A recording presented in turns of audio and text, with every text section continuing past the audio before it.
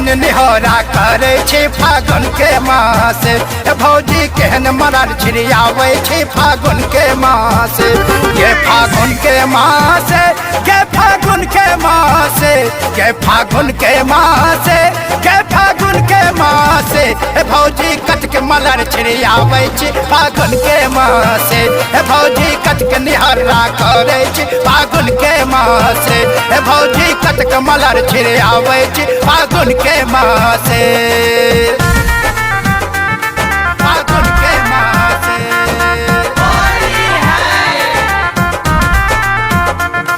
फागुन के मास।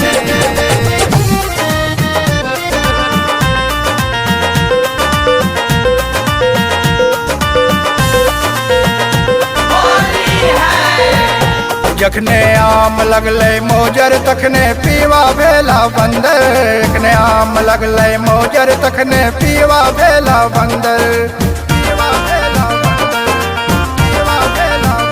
जखने आम लगले मोजर तखने पीवा भेला बंदर। जखने आम लगले मोजर तखने पीवा भेला बंदर। ये फागुन के मास, ये फागुन के मास, हे फागुन के मास। भौजी कट के निहोरा करे छी फागुन के मास। हे भौजी कट के निहोरा करे छी फागुन के मास। फागुन के मास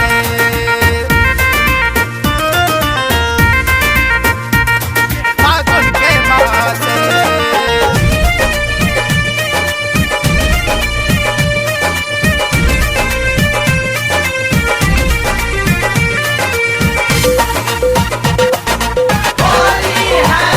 जखने आम लगले टिकुला तखने पिया भेला बेलल्ला। जखने आम लगले टिकुला तखने पिया भेला बेलल्ला। तखने पिया भेला बेलल्ला। तखने पिया भेला बेलल्ला। जखने आम लगले टिकुला तखने पिया भेला बेलल्ला। जखने आम लगले टिकुला तखने पिया भेला बेलल्ला। ये फागुन के मास, ये फागुन के मास, ये फागुन के मास, हे फागुन के मास। भौजी कट के निहोरा करे छी फागुन के मास। भौजी कट के निहोरा करे छी फागुन के मास। फागुन के मास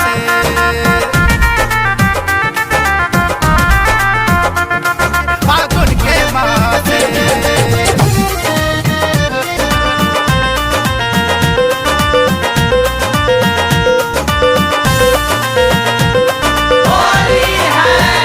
जखने आम लगले टपके तखने पीवा लगले लपके। जखने आम लगले टपके तखने पीवा लगले लपके। पीवा लगले लपके। पीवा लगले लपके। जखने आम लगले टपके तखने पीवा लगले टपके। जखने आम लगले टपके तखने पीवा लब गए लपके। ये फागुन के मास, ये फागुन के मास, ये फागुन के मास, हे फागुन के मास। भौजी कट के निहोरा करे छी फागुन के मास। भौजी कट के निहोरा करे छी फागुन के मास। भौजी कट के निहोरा करे छी फागुन के मास। भौजी कट के निहोरा करे छी फागुन के मास।